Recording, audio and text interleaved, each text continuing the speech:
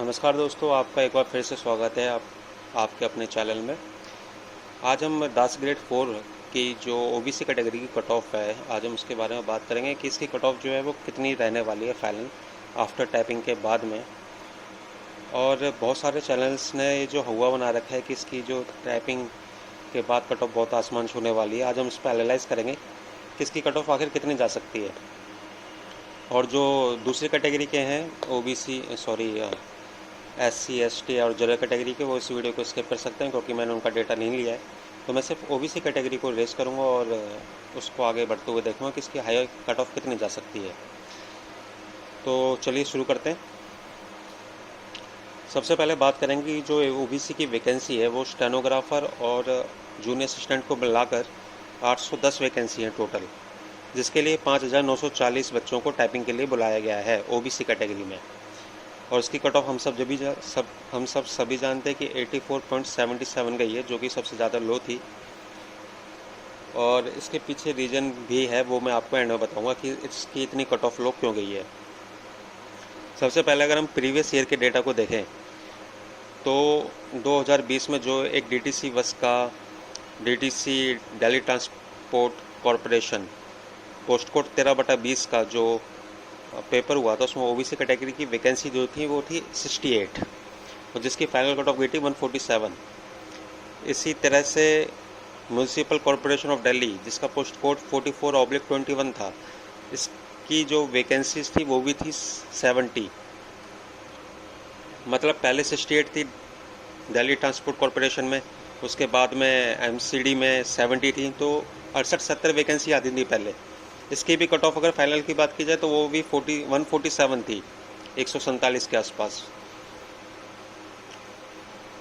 और इससे पहले जो वैकेंसी बड़ी थी वो थी 02/17 दास ग्रेड 4 की। इसमें वैकेंसी थोड़ी ज़्यादा थी, 810 पोस्टें थी total, general OBC SC ST सबको मिलाकर।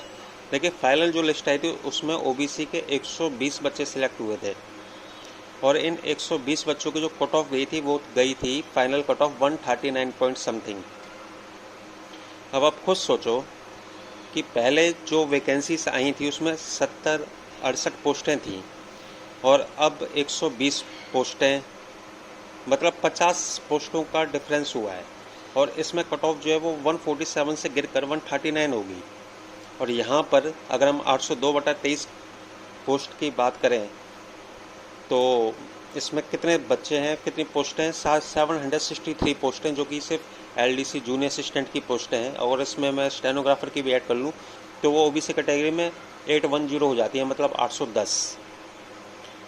अब इसमें बच्चे ज़रूर हैं, बच्चे ज़्यादा हैं, 25,000 समथिंग तो टोटल ऑल अराउंड सारी कैटेगरी को मिलाकर सेलेक्ट किए हैं टाइपिंग के लिए।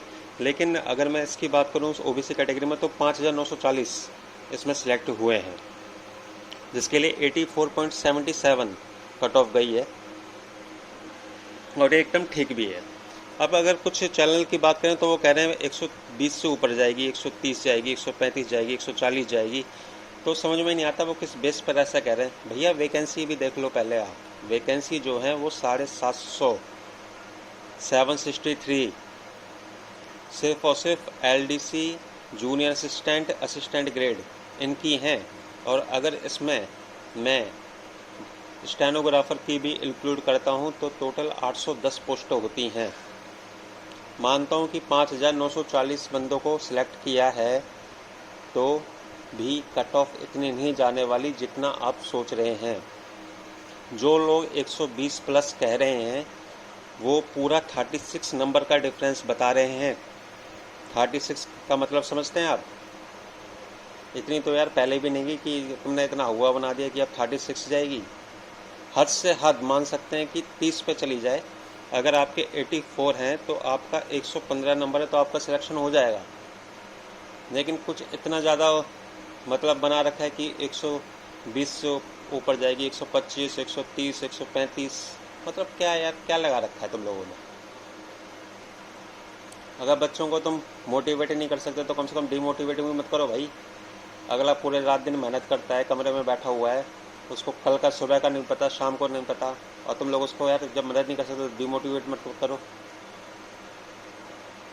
खैर, ये सब तो थी बात कि कट ऑफ कितनी जा सकती है। हद से हद में मैं अपने सभी भाइयों से कहूँगा कि अगर 115 है आपके, तो आप बहुत ही सेफ जोन में। आपने कट ऑफ से 30 नंबर ज़्यादा एक्सेप्ट 30 नंबर ज़्यादा आपने क्वालिफाई किया है, तो आप बहुत ही अच्छी स्थिति में हैं। और अगर देखा जाए तो टाइपिंग की बात, तो टाइपिंग के लिए भाई मैं ये कहूँगा कि टाइपिंग के एग्ज़ाम सारे हो चुके हैं, हम सभी जानते हैं। 4 शिफ्टों में 4-5 दिन इनका लगातार एग्ज़ाम हुआ था। लेकिन अभी तक जो टाइपिंग होती थी वो पेपर टू स्क्रीन होती थी, और उसमें बच्चे जो थे वो कम क्वालिफाई करते थे, क्योंकि उसमें थोड़ा मुश्किल होता था। बच्चे कम इसलिए क्वालिफाई करते थे क्योंकि पेपर टू स्क्रीन में थोड़ा मुश्किल होता था टाइपिंग करना, क्योंकि अब बच्चे ज़्यादा क्वालिफाई हो गए थे इस बार 25,000 के आसपास। और DSSS के पास में इतनी पावर नहीं थी कि वो पेपर टू स्क्रीन ले ले। वो सोच रही थी कि कैसे भी करके काम निपटाओ, तो उन्होंने स्क्रीन टू स्क्रीन कर दी। अब स्क्रीन टू स्क्रीन कर दी तो फिर कट ऑफ जो है वो थोड़ा ज़्यादा जाने के चांस थे, इसलिए मैं 30 वर्ड पर मिनट ले गया। सॉरी, 30 वर्ड पर मिनट कह रहा हूँ मैं, 30 मार्क्स एक्स्ट्रा ले गया, इसलिए क्योंकि वो स्क्रीन टू स्क्रीन है। हालांकि अगर इसमें 2-3 नंबर और एक्स्ट्रा कर दूं तो फिर कुछ गलत नहीं होगा, क्योंकि स्क्रीन टू स्क्रीन में उन्होंने बेड़ा गर्क कर दिया। सच कहूँ तो मैं, स्क्रीन टू स्क्रीन टैपिंग नहीं होनी चाहिए थी, मैं शुरू से ही इसके खिलाफ था, ये नहीं होनी चाहिए थी। और स्क्रीन टू स्क्रीन हुई, साथ में पैसेज भी इन्होंने इतना आसान दे दिया कि मैंने तो नहीं देखा कि वहाँ पर कोई बच्चा डिस्क्वालीफाई कर रहा है। और ऊपर से इस बोर्ड का ये कहना कि जब इन्होंने नोटिफिकेशन निकाला ना, तो उसमें कुछ एक्यूरेसी का नोटिफिकेशन है कि एक्यूरेसी कितनी होगी, बस 10 मिनट का टाइपिंग टेस्ट बता दिया और 35 वर्ड पर मिनट की स्पीड बता दी। तो इस तरह से थोड़ी ना होता है क्या। बच्चों को कम से कम तुम एरर तो बताओ कि इतने एरर होंगे तो आप डिस्क्वालीफाई हो जाएंगे, आप इतनी एक्यूरेसी रखोगे तो आप क्वालिफाई होंगे।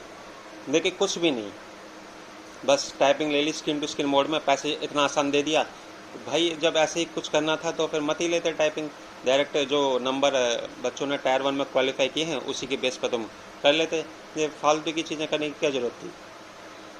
मतलब टाइपिंग का लेवल इतना आसान बना दिया कि जो बच्चा अगर थोड़ा सोच रहा है, जो बॉर्डर पर है, उसको नहीं होने देंगे। इतनी आसान टाइपिंग कर दी उन्होंने। लेकिन अब हमारे हाथ में तो कुछ है नहीं, हम तो कॉकरोच है भैया, हम क्या कर लेंगे। तो मैं सिर्फ यही कहूँगा कि जो टाइपिंग है, ये जो फाइनल कट ऑफ है वो इतनी नहीं जाने वाली, और जा भी सकती है, लेकिन 30, 32, 33, इस 33 नंबर फालतू से तो ज़्यादा नहीं जाने वाली, क्योंकि 33 नंबर का मार्जिन बहुत हो जाता है। और इसके पीछे जो रामबाड़ हैं, कि मैं ऐसा क्यों कह रहा हूँ, तो भैया सर्टिफिकेट सबके पास होता है। वो मैं बता रहा हूँ कि मैं ऐसा क्यों कह रहा हूँ कि सर्टिफिकेट सबके पास होता है। SC का सर्टिफिकेट सबके पास है, ST का सर्टिफिकेट सबके पास है, OBC का सर्टिफिकेट सबके पास है। लेकिन OBC कैटेगरी में NCL का सर्टिफिकेट हर किसी के पास नहीं होता। जो बच्चे जागरूक होते हैं, जो बच्चे समझदार होते हैं, जो बच्चे एक्टिव होते हैं, वो तो बनवा लेते हैं, वो अपना पूरी तैयारी करके रखते हैं। लेकिन मोस्टली बच्चों के पास ये सर्टिफिकेट नहीं होता, और यही वजह है जिसकी वजह से जो कट ऑफ है वो 84.77 इतनी नीचे रखी है। क्योंकि DSSB को भी पता है कि इतनी कम कट ऑफ में, इसलिए वो लोग इसलिए रख रहे हैं क्योंकि NCL नहीं होगा तो बहुत ही बच्चे रिजेक्ट हो जाएंगे लास्ट में, फाइनल राउंड में। और ये होगा, क्योंकि मैं कमेंट में देखता हूँ तो बहुत लोग मुझसे पूछते हैं कि भैया हमारे पास उस डेट का नहीं है तो हम बैक डेट में कैसे बनवाएं, भैया हम कैसे करें, हमारे इतने स्कोर हैं। तो भैया मैं क्लियर बोल दूँ एक चीज़, फाइनल मान लो कि अगर आपने NCL अपना 2023-24 का नहीं बनवा रखा, तो मैं माफ़ी चाहता हूँ भाई, आपका सिलेक्शन नहीं होने वाला। DSSS भी आपको ये मौका नहीं देगी, और बैक डेट में कोई NCL का सर्टिफिकेट नहीं बनता। इतनी मेहनत करने के बाद भी आप डिस्क्वालीफाई हो जाएंगे। और यही वजह है कि इसकी जो कट ऑफ है वो इतनी ऊंची नहीं जाने वाली। मैं सारे यूट्यूबर को एक बार फिर से बोल रहा हूँ, 36 नंबर है, 120 नंबर, 36 नंबर का मार्जिन बहुत होता है मेरे भाई। खैर अब मैं इतना हाइपर नहीं होगा क्योंकि मैं बहुत ज़्यादा से ज़्यादा बोल रहा हूँ। तो मैं अपने सभी OBC भाइयों से कहना चाहूँगा कि दूसरों की वीडियो में मत जाओ यार। जो 130, 135 बोल रहे हैं ना, सिर्फ डिमोटिवेट करने के लिए। कोई भी आप लोगों से खुश नहीं है, और कोई भी नहीं चाहता कि इनकी कट ऑफ इतनी कम गई है तो फिर कम ही जाए। तो बाकी आप लोग सभी समझदार हो, और अगर वीडियो अच्छी लगे तो कमेंट कीजिएगा, लाइक कीजिएगा, शेयर कीजिएगा और चैनल को सब्सक्राइब कीजिएगा। बाय बाय, जय हिंद, नमस्कार।